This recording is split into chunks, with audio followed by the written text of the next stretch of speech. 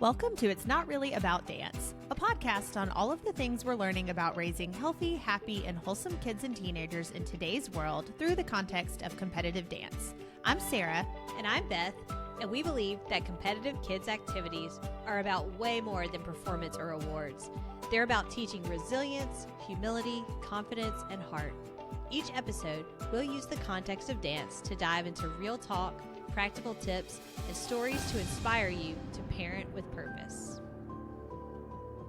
Hi friends, it's Beth, and if you are just joining this episode and you haven't listened to part 1 yet, please go back. This is just a continuation of part 1 of episode 10. So we have episode 10A and episode 10B, and all in one kind of week in the life of a competitive dance parent for Sarah and I. And so last we posted the week leading up all the way until the arrival at a competition. And this episode just jumps right into the middle of our conversation where it is Friday and we're assuming that our dancers are actually competing or have to be there for things on Friday. So go back, check out our week leading up to, and then jump in to hear all of the antics and shenanigans as we go today. We won't have a closing as we usually do for this episode, as we tagged those on last week, and this is kind of just a little bonus and our in-between week. And then obviously we will be back next week with episode 11, which will be all about rest and work. And so check this one out. And we hope you enjoy this description of our weekend at a competitive event. Here we go.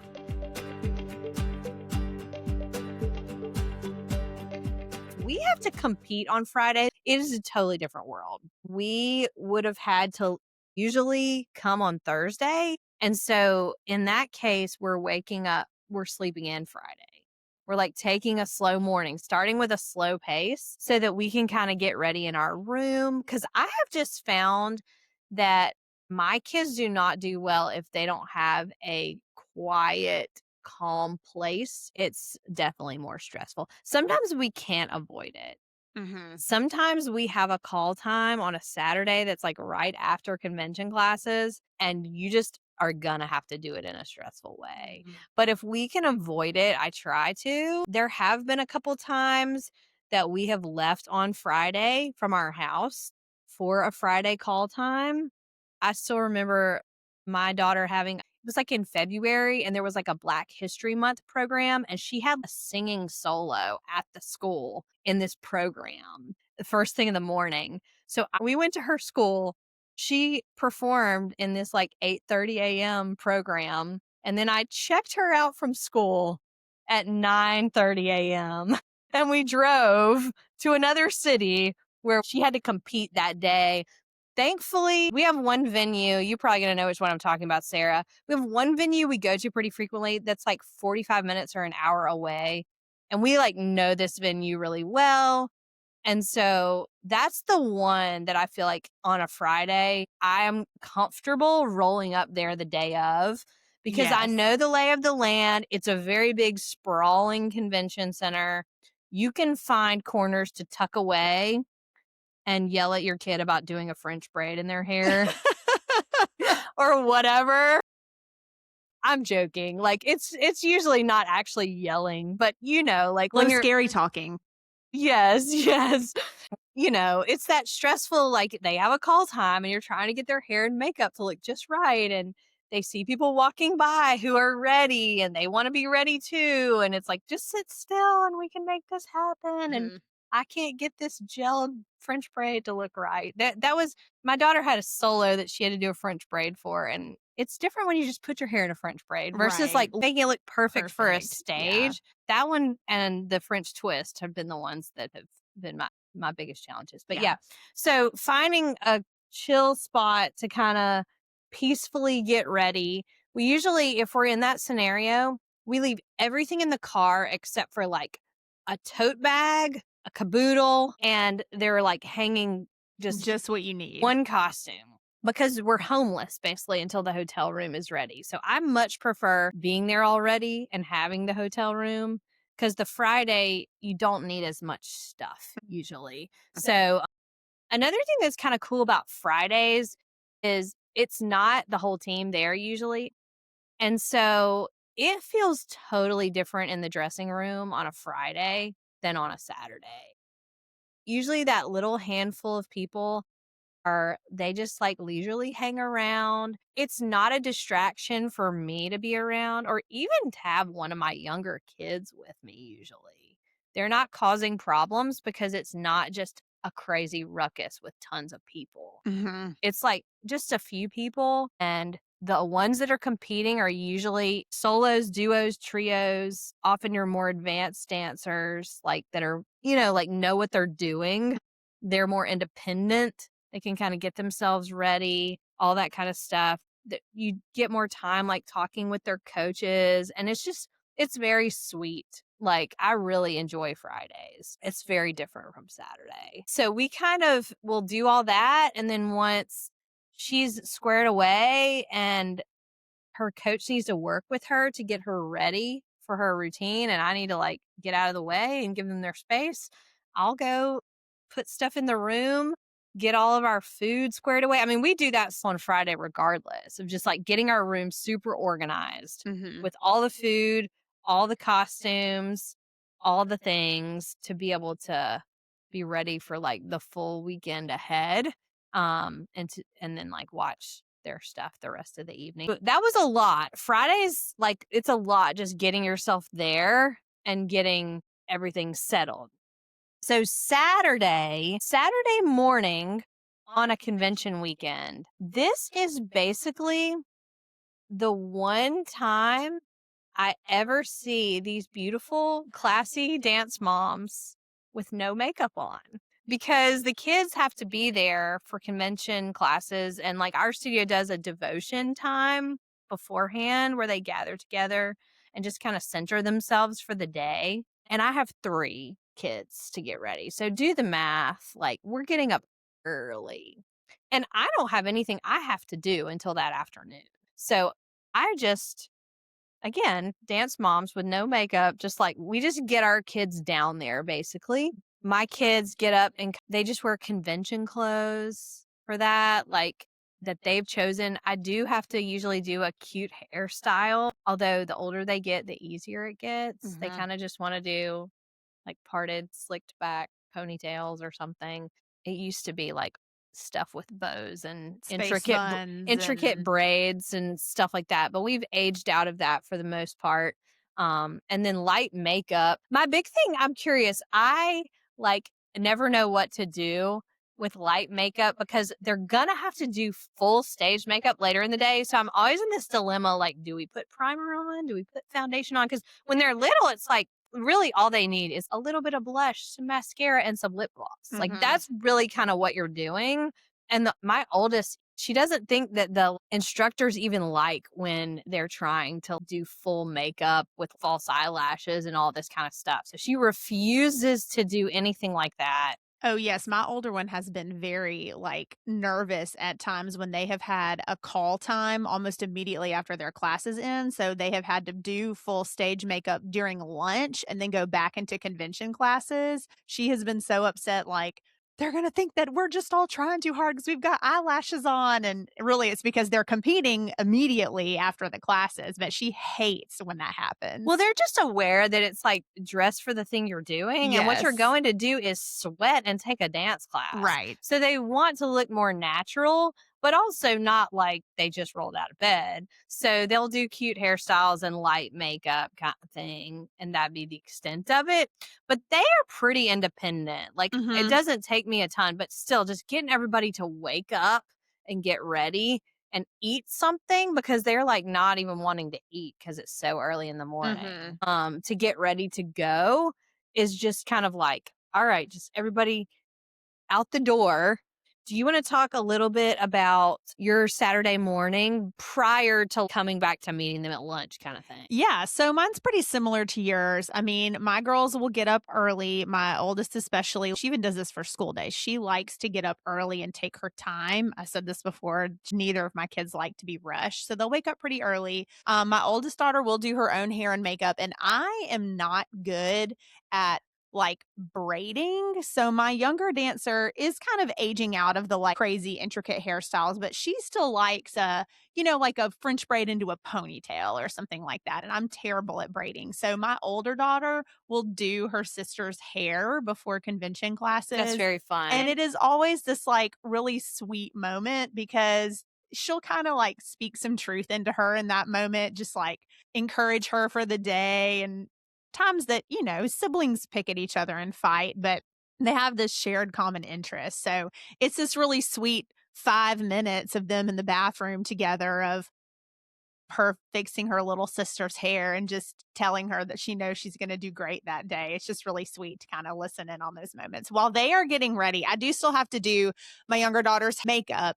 But while they are getting ready, I try to help them by like prepping their dance bags. If they are not taking a tap class that day, I take the tap shoes out of their bag, just making sure they have what they need, loading some snacks for them into their dance bag, and then making sure their water bottles are filled. If I need to like run out and put some fresh ice in there or something like that. So I try to prep their stuff for them and pull out some breakfast food, same as yours. I kind of have to force them to eat something. So I just kind of prep their things for them while they're getting ready. And then take them downstairs and drop them off. So after I drop them off for their devotional time, their studio staff will walk them into their room. So we're kind of free to go after that. So I will go and get myself a good coffee drink. Most of the hotels we stay in have a Starbucks or something. So I'll treat myself to a coffee and then go back upstairs and get myself ready for the day, kind of start steaming their costumes for one final time. By the time I've done all that, it's almost time to meet them for lunch. So I start either ordering what I'm going to go pick up from somewhere nearby if I'm doing that, or pulling stuff out from what we've brought and packing their lunch boxes before we go down to meet them for their lunch break. Yeah, same. That Saturday morning coffee is like our good time to just connect with other dance parents too. Yes, even if it's just standing in line and chatting with each other, it's a fun little time. We've had times that we stop and sit and drink our coffee together if we have time to do that, but it's a little fun moment. Right. My husband has learned because he usually stays up in the room when I'm doing all this. And I'll be like, I'm just going to drop the kids off. And he's expecting me to be back in like 15, 20 minutes. And then it's like an hour later. He's like, what have you been doing? I'm like, I just went and got Starbucks, and like get my steamer out. And I'm just like slowly, it feels like such a sweet act of love. That's like while they're off doing their classes, I'm just preparing their costumes. And like, I'm not angry about it like I would have been if they were in the room and I'm like refereeing sibling stuff. I just do it while they're at classes. And then, yeah, same, packing lunches. It's just sweet, like getting everything ready for them during that I time. like doing that stuff because it feels like a way that I can support them. And Right. it's something else that, yes, they are responsible. And there are plenty of things that I need them to be responsible for on their own without me on a convention weekend. But I like being able to take something off their plate so that they can focus on dancing and not having to worry about that. Right. So, like, they're down there sweating and going crazy, and we're just like preparing lunches and steaming costumes and taking a shower and whatever. Yeah. Easing in for the crazy. Yeah. So then when we show up for lunch, I say this kind of starts the early afternoon hustle. Yes. So we've mentioned it already that sometimes they have a really quick turnaround and you have to do their hair and makeup while they're eating lunch. But one thing that I've also learned when we show up for lunch with them, I try to be really intentional about sitting with each of my kids and just asking them how their day is going. Usually it's like picnic blankets laid out on a hotel lobby floor. And everybody is like, all circled around in big groups. And it's just a lot going on. It's loud. And it's hundreds of people. But I just like sit with each of my kids, deliver their lunch to them. And I have to kind of bop from kid to kid so I can sit by them because they're sitting with their friends and just be like, What's been your favorite class so far? That's a really easy way to ask them the right questions and like get some real honest feedback. Because Mhm. a lot of times there's stuff like they're feeling emotional about something. Mhm. They've been in a room for hours, back to back dance classes, and it's a very competitive environment. And so there's often a lot of feelings. And so just to kind of hear from them, but asking the right questions, like I'll ask, what's been your favorite style so far, your favorite class, and like what did you like about it? Or if I can tell if they're like real quiet and looking like something's bothering them, I do not ask what's wrong, who did something to you. Like Right. that is a No. disaster. What I ask them is I say, you look tired. Are you tired? Has it been hard? Asking those questions usually will open up a door.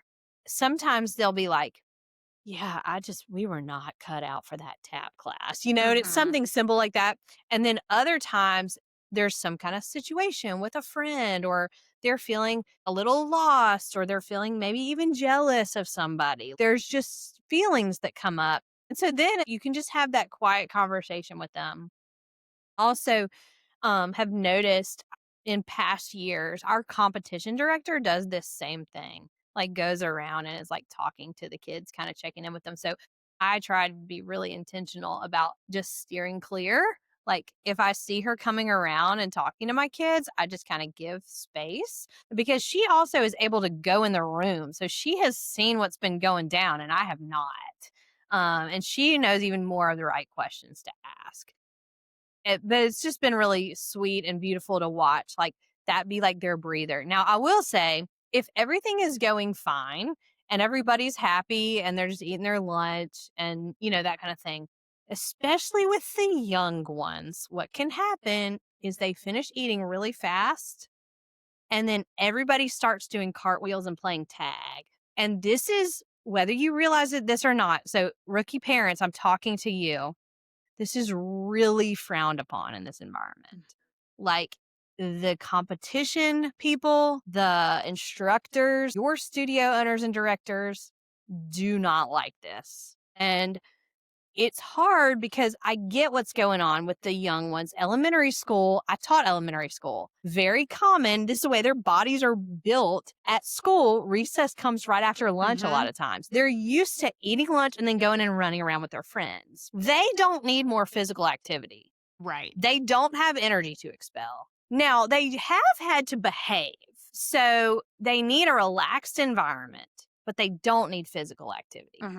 And so they need a chance to laugh with their friends. But what I do in these moments when I see my little ones and they're like all their friends start running around, we go, "Hey, let's go take a bathroom break before time to go back." Or let's go walk around. You want to go look at the merch table and see what kind of stuff they're selling? Make it fun. Maybe the Starbucks line is doable and you're like, let's get a fun drink or, whatever you want to do to kind of make it positive and deflect that so they're not feeling a tendency to run around. I had a thought I might actually pack this year like a Mad Libs book. It's a great idea. Something that just lets them like laugh and have fun with their friends, but not be like running around crazy. So that's one thing that, as a parent, that I feel like during the lunch break, I have to be really monitoring my kid. Yeah. It's really easy to be tempted to just start chatting with your friends, the other dance parents, and let the kids have their social time and you have your social time. But I really have to know what's my job in this moment and my responsibility. And that's a big part of it, I feel like. Yeah. Yeah. Anything for you? Yeah, just that these lunch breaks are often only 20 or 30 minutes and they have to be right back in. And it's not like you have a ton of time. And so I, again, have to really sometimes encourage my kids to eat because they've had to be on and behaving and they want to talk to their friends. And so a lot of my time is spent like making sure that they're eating enough to fuel their bodies to be ready for another couple hours of dancing. And then making sure that they're like using this time to go to the bathroom really quick with shoes on. Because I cannot tell you the number of times I watch barefoot dancers walk into a public bathroom during lunch. Yes. And we will not be those people. We could not be those people. So making sure that my children have shoes on before they enter a public restroom. It is such an uphill battle. Yes, because they see other people doing it. Like their friends and strangers from other dance studios. And they're just like, no, I have to hurry. We've got to be back in the room in a few minutes. And I need to go to the bathroom. Like, take 4 seconds and put your Crocs on. But this is so true of all things in parenting. Kids don't know until we teach them. Right. Like, they're not intentionally trying to do, they're just like, this is what I see people doing. Yeah. Like, they don't know. Right. Yep. Yeah. So same thing with you. Trying to prevent the just like running around because they don't know what to do with their bodies with the younger ones. I do a lot of the same things you do. Another thing I will do is tell them like, hey, let's go take a picture really fast, because they often have those cute backdrops that have the competition's logo and stuff on it, or like cool lights or something. And so we'll take that opportunity to just go look at the merch table or take a picture or two if things kind of start falling apart as far as people running around doing stuff that I don't want my kids participating in, rather than me having to awkwardly say something to my kids, And I'm definitely not going to go try to say something to the other No way. kids. That's not my place to do So that. we just like pull away from Yeah. that stuff. Control what we can control for sure. And then the early afternoon, it's like gear up for battle. Yes. So they go back in and they have like an hour, maybe 2 hours. So at that point, I take my shoes off in the room. That is like a number one. Like, I'm like, I'm going to take my shoes off for a minute and just kind of rest up, judge my timing, having everything organized and ready. I've got my rolling bag with the rack propped on top of it, with the caboodle, all like, this is going in this hand, this is going in this hand, and we are ready for the afternoon. Then that way, as soon as we have access, because they use the same rooms where the kids are taking dance classes become dressing rooms. So you picture these big ballrooms in a hotel. Like, if you've ever been to a wedding or anything at a hotel or just any kind of convention, that's what gets used for kids to take dance classes. And then immediately afterwards, it's just wide open space for people to use as a dressing room. There's little to no furniture in the room at all, except for maybe a couple of chairs and then the stage that the competition that they've been using for classes. So like a little small stage. Usually the performance stage is often in like the older kids' room. Yes. So the older kids have to move into another room for the dressing room, and the little ones have to come out, but then they go right back in to the room they were just in to be the dressing rooms. So like 30 minutes before classes end, you start having this mob of parents build outside of these rooms with all their stuff, with their giant rolling dance bags and costumes and like all the stuff. Because what's going to happen is the second they dismiss those dance classes, everybody flocks in to stake space to make it like a dressing room. Because from that point on, like 1:30 p.m. till 11 p.m., this is your home to change costumes in. And so we get ready, we go in and try to find an area where we can kind of have our whole studio be in the same vicinity. So we usually try to pick like a corner or a section of the room and take some of those spare chairs and kind of rig them up in a U type shape, because our studio is large. Like our competition team, I don't know how many it is this year, but it's been anywhere from like 60 to 90 kids. So by the end of the evening, everybody's going to be there, and all of them have a parent with them. And so that's a lot of humans and all their costumes and racks and all the things and changing pods that we set up. We have these little pop-up pods that can zip that they basically use as a changing room because there's not time for them to run back and forth to the bathroom. So we swoop in and we kind of claim some space. With me having 3 girls, a lot of costumes, and we're going to be there for the long haul because they kind of stake them. If you have 1 kid, you'll be a chunk of the day, usually either earlier or later. But I have all the ages, all the kids. So I just am like, I hate to be that needy person that just needs some extra space, but I think everybody understands that like I'm kind of in it for the long haul. So I just like take a corner. It's like setting up a campsite. Yeah. Yep. I mean, it's beneficial when you have a little bit of space because you've got a lot of stuff. You've hauled all of that stuff downstairs. I think it is helpful to have big gear. I don't know that it's necessary if you only have one dancer. We should do a whole nother episode about Yeah. stuff you need. I always say the threshold is like if you have 3 or more costumes, it's worth it to me to get a rack A of some rack, sort. yeah. If you have 2 or less costumes, you can get by with one bag. We share a lot. I mean, I have a friend who has one daughter who dances, and she has just been in 1 or 2 routines, and so she just hangs her stuff on our rack, and it's fine. People are always willing to share their space if you don't need to bring a whole big thing in. But I know our director in the past has liked those of us who have big bags to be there as soon as the dressing room opens so that we can start staking out that space for our studio And because there's a threshold there because I think earlier on, they actually discouraged us from having big bags because it was like, we don't want to be those people that are just like taking over space unnecessarily. Sure. But we grew, our studio has grown a lot to the point where it's like, no, but we really do need the space. And we're always respectful about it. I mean, Yeah. if there is another smaller studio or even a big studio that's nearby, if someone not from our studio comes and sets their stuff up close to me, I make space for them. I mean, it is fine. It is not a situation in which I need to tell somebody, this is my space, you need to move. I mean, we're not doing that. Like, there is room for everyone, and we are, of course, accommodating for everyone who needs to be in the room. One thing that is good to keep in mind, though, if you're newer to this and maybe you don't have as many routines, is there's just a lot of changing going on. And that space is needed for getting ready. Mhm.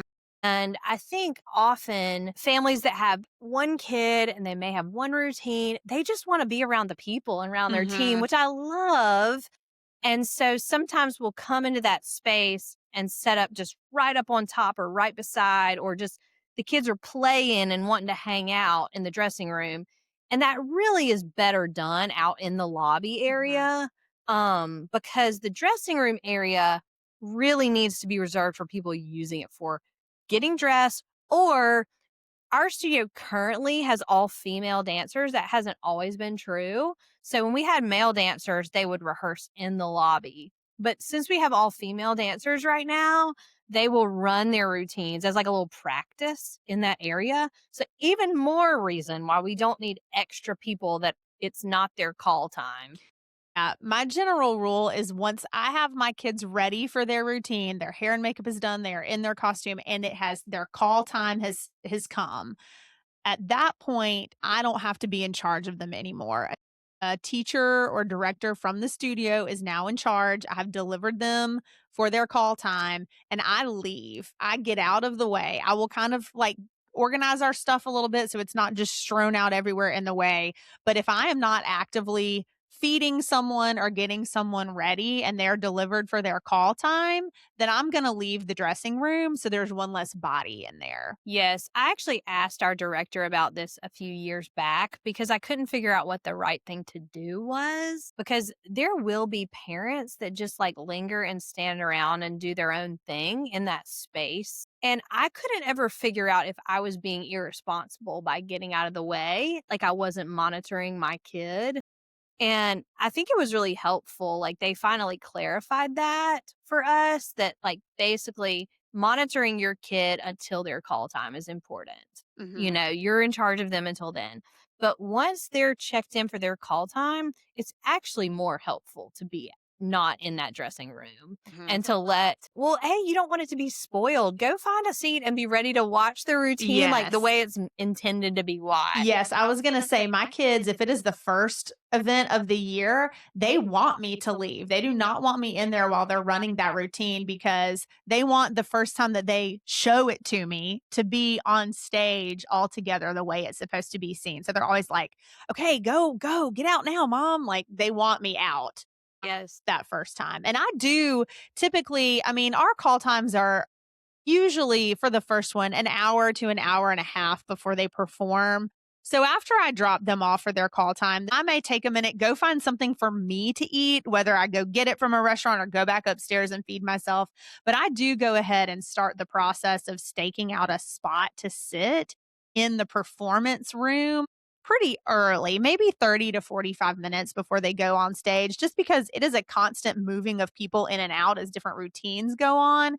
And so when I first get in that room, there may not be a great spot to sit or see, but as the routines and people move out between dances, I'll kind of slowly work my way up to the front or closer so that I can better see and I'm in a spot. Now, I do have a threshold for how long I can sit in those rooms because it is loud and it is dark and there's a lot of like screaming and cheering going on. And really, at some point, like if I am in there too long, it will start to give me a headache. So I have to sort of plan that accordingly. My husband and my mom, depending on who are with me, are great about just tagging along and sitting in there and saving my seat for me as I run back and forth between routines. Because as the night gets going, you're more likely to just have a quick turnaround from between routines rather than there being a big long chunk of time. Now there might be, but since we both have multiple kids, usually somebody is on stage for the majority of the evening. And if it's not my kid in a routine, it's another routine from our studio that I would like to see and I know that my kids would like to see too. So generally after our kids perform, we have to go meet them, whether that is to help them get ready for the next dance or to take them because they are either done or have a little while before their next call time. So it's a lot of just running back and forth, sometimes literally running between the performance room and the dressing room. Yeah, no two events are the same in this, and hence that crazy schedule that we make a week in advance. But I definitely get my husband in on this. If all three girls are there, he comes and he helps me take one. If they need to go eat or need to shower or need a little power nap or something in the hotel room in between things. They love when they're done with their last one to just put sweats on with their competition jacket and be comfortable. The later in the evening it gets typically because, again, I am on a lot longer than the kids are, weirdly enough, because 'cause I'm helping all 3 of them, Mhm. but it tends to shift kinda youngest to oldest. It's not always that way. So the younger ones often finish earlier than the older kids, and it tends to also go, like, smaller routines to larger routines. Again, not always, but that is more common. So the later in the evening it gets, honestly, the more entertaining the routines are. They're fun to watch. So it's like I gradually will peel off kids. Like, okay, that kid's done. They can go put sweats on. That kid's done. When Mhm. it gets down to my 15-year-old is the only one, she usually doesn't even want me to come into the dressing room in between. Yeah. Like, I have to read her emotions a little bit with that because there was one time last year that she tried to tell me not to come back. And then I got a text. It was like, "Where are you?" And I think she initially thought she would be fine, but then she was just missing me and wanted Mhm. me to come see her. So anyway, so that they get more independent. They have quick changes, but they're not doing anything major. They help each other out. And at that point, when I'm done getting everybody ready, it's like I can go. I can go and sit in the audience and just watch some routines Mhm. and enjoy some dance. I'm done doing my work for the day. Till that point, I'm very on. Yes, But same. then once, everybody's squared away, I'll go get comfortable and, sit with some friends and just watch some dance for the rest of the Mhm. night if we're able to do that. And it doesn't always work, but words can be entertaining too, Yes. watching all of that. So I do like often when I have gotten kids prepped for the last routine of the night, and that might even mean my oldest actually got herself done. Like when she finishes the second to last one, regardless of whether she wanted me to come to the dressing room, if there is time, I will go on back there and I will break everything down Yes, if I can. because it is a process. Like they have just been throwing costumes and I just need to put things back on hangers to some degree. Mhm. Now, I did invest in a Hulk bag last year. If you're not familiar with these, they're like these rolling kind of tote bags. So while everything came in very neatly packed, we just kind of throw it all in a Mm. bag. And I have everybody's help at the end to get it up the elevator to the room. So at the end of the night, I need to break down our changing pod, our racks, and all that kind of stuff. But loose costume things can just all get thrown in a bag, zipped up. And that way I can go sit, watch the last routine, watch awards. Sometimes there's a gap before awards and we could take the stuff Mm. upstairs. It just depends. And then, like, that way at the end of the night, every kid grabs a bag and we head up for the evening, we don't have to still break everything down. Because Yeah. it's a little depressing when you're like the last one in the dressing room. I've been that a lot of times. The last person in the dressing room still packing stuff up. I do like to go ahead because same, my girls will just like peel off a costume and dump it in the bag. I do go ahead and hang them back up every time rather than leaving them dumped in there just because I get so paranoid about us losing something. Sure. The last couple of years, my younger one has had these headpieces, like elaborate feathered headpieces and Yes. things like that were I had 2 of those last year. yeah, and like they were very intentional about like what color their headpiece was with their costume and that kind of thing. So I do like to hang and sort of loosely reorganize all the costumes and accessories just to make sure that nobody accidentally picked our stuff up or it didn't accidentally. I mean, a lot of people have the same Hulken bag or similar looking duffel bags. So I mean, there have been times that my girls have accidentally thrown their headpiece in the wrong bag. I just like to make sure that we have everything that belongs to us before I take it back up and fully break everything down. But otherwise, same as you as far as timing on that. And I like having the help to get it all back up the stairs.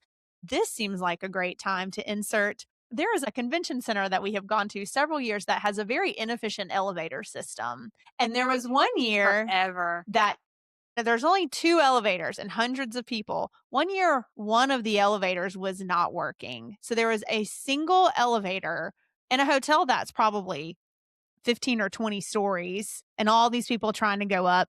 And we were so tired and we'd had late awards. And my kids and my mom and I lugged all of our stuff up 14 flights of stairs.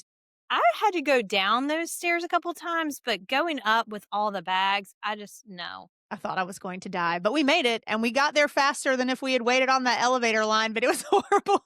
And yes. So that is another thing. At the end of the night, sometimes if there is a gap before awards, if you can go ahead and get your stuff upstairs before there's a huge line for the elevator, that is ideal because there is going to be some amount of a wait because those huge routines are going last. It's those huge routines that get the awards last. So it is a lot of people trying to get out of there at one time at the end of the night. And it's usually pretty late.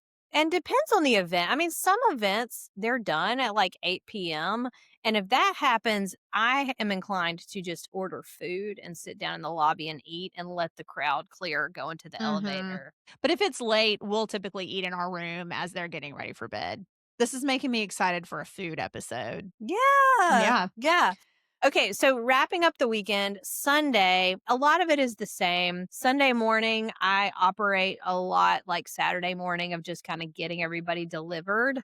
And I'm usually a zombie at that point, and I'm going to wear the most comfortable clothes that I've packed all weekend. There will not be jeans involved. And Leggings only. yes, or sweats or joggers, whatever. And so same thing, go back. Sometimes, depending on what's going on, there will be groups that'll get together and like watch a church service online in somebody's room, which is kind of cool, or just have their own, quiet time on their own and like just get the room packed. To me, it's just packing up the room with everybody's stuff from the whole weekend is a process. It takes a long time. So just really just getting myself showered and getting everything packed up and getting it all down because those same elevators that were problematic to go up, everybody is checking out Sunday and trying to get all their stuff out. Right. It's Now, hundreds of people on the same timeline. You might think I am a high level rewards member at this hotel chain. It means nothing. And I will get a late checkout. Well, you know what? Everybody at that event is. And you will get denied that late checkout because it happens every time. Like I can count on one hand the number of times that I've been granted a late checkout. They always just say we can't accommodate that this weekend. My mom and I have a joke about because I like got into credit card points this year. And so I have a credit card now for one of the hotel chains that we typically have dance competition events at. And the first time I had it and they would not let me have a late checkout. I joked with my mom. I was like, they clearly do not know that I am a card carrying member. So now my mom's joke is they don't know who you are. Right. Do you know who I am? Because literally everyone is. And they can't do that. No. So, yeah. So we, just get everything packed up. I definitely make use of my pop-up wagon since I'm carrying everybody's stuff all their giant squishmallows and blankets and Comfort everything items. in addition to the dance stuff to get it loaded in the car before the checkout time, which also coincides with when you have to deliver lunch to them that day. Mhm. So it's kind of like the morning is just like house cleaning Yeah. kind of stuff. After we get the car loaded, though, this is one of my favorite times of the whole competition weekend is like after they've had lunch, they usually have a little bit more convention class time before whatever the closing thing is, if that event has one. And everyone is homeless. Yes. And all the dance parents are just kind of hanging out and lingering in the lobby. And this is when it is so fun to just like sit and have conversations with people that I don't very often get to have long conversations with. Recently, we have started playing mahjong during this time, or Yes. we've learned card games and played games together, like just the dance moms. And this is some of the like best bonding time to me of the entire weekend when no one has anywhere else that they can be and we're all just waiting. It's pretty fun. And you easily get 2 to 3 hours. Yes. That again, nobody has anything to do or anywhere to be except wait on the kids. Occasionally, you have a routine that got invited to re-perform on Sunday Mhm. afternoon. So that adds a little bit of a layer. You have to have some costumes pulled and makeup stuff to do over lunch and get them ready. Or your kid got picked for some like final callback for scholarships. And so you have to go buy their merch. The branded sweatshirt, that's Yes, and $50. take them to like an extra rehearsal at some time that nobody else is going to, which Usually in the morning.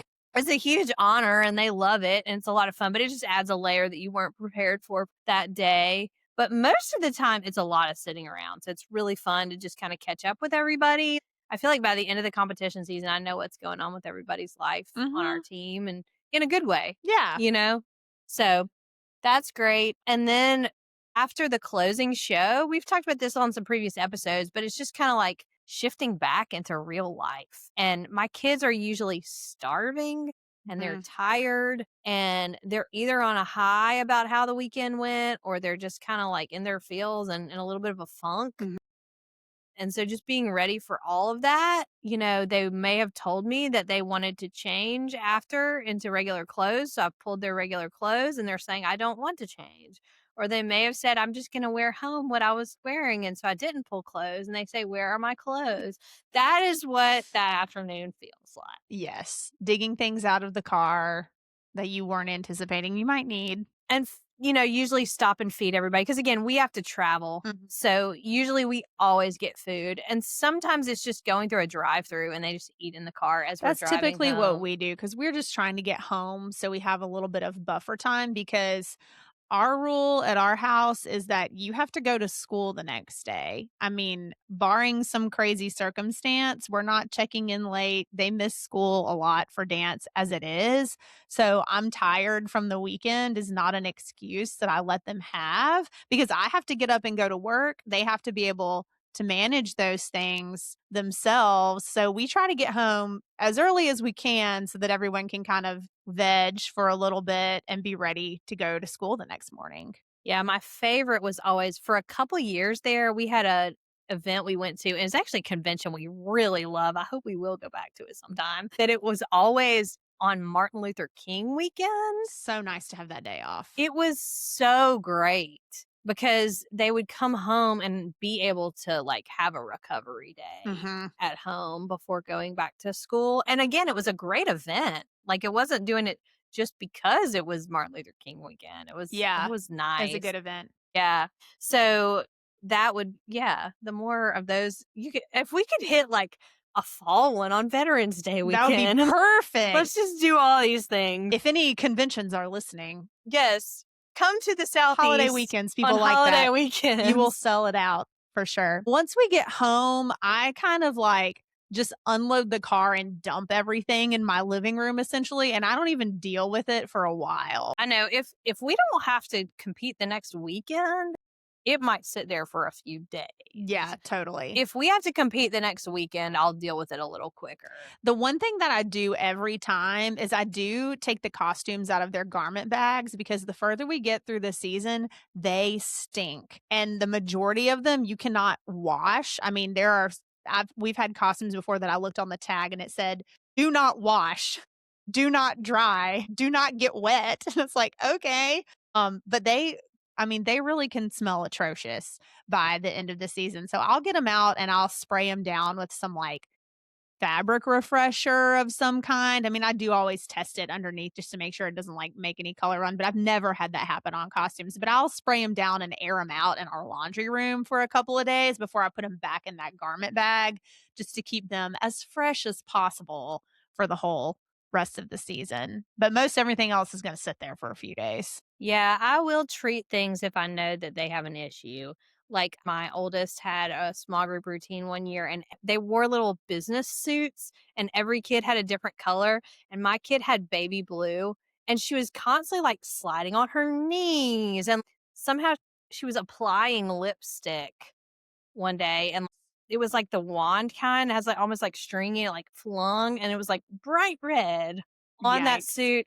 Thankfully, if the costumes are different from other people's and that one was a business suit, it was like real clothes, I was able to actually wash it. that. Yeah. And just, cold water, hang to dry kind of thing. But we have had multiples. My kid was in a routine. I think your daughter was in this one with her. It was like a taupe colored Yes. jumpsuit that they wore. And my daughter was really little at the time and she was getting lifted constantly. And she had lipstick all over the legs I remember because of the this. kids holding her up in the air. They'd like bump her. And they would like bump her leg. And so I just like the light colored costumes and the lipstick and the stage dirt. We had It one is a year. whole thing. We had one year that my daughter had a solid white costume. I don't think either of your girls were in. It was a small group It she was was a in. small group. Because I remember thinking, I'm so glad that we don't have that. Solid white, like long skirt. It was beautiful, but I stressed the entire season about what she was gonna. And she was like 10. She was in like 5th grade when she was in this. So not the most responsible age. I just like lived in fear of her spilling anything we ate. I was like, you may not eat chocolate. You may not eat anything with sauce of any kind. It will all be dry. I always love like somebody comes around with a pizza in the dressing room. I'm like, step Get away. out. It's got red sauce. Do not do that. Yeah. Okay. So I think that's a good summary of all the things. You can see that weekends are very busy for us when we do this stuff. But so fun. Okay, well, I guess that is it for today. Please, if you are enjoying these, share it with a friend if you think they would find this interesting or fun or encouraging. And follow us on Instagram, Not Really About Dance. Also, you can email us, notreallyaboutdance@gmail.com. Thanks for listening, friends, and we'll see you next time. Bye.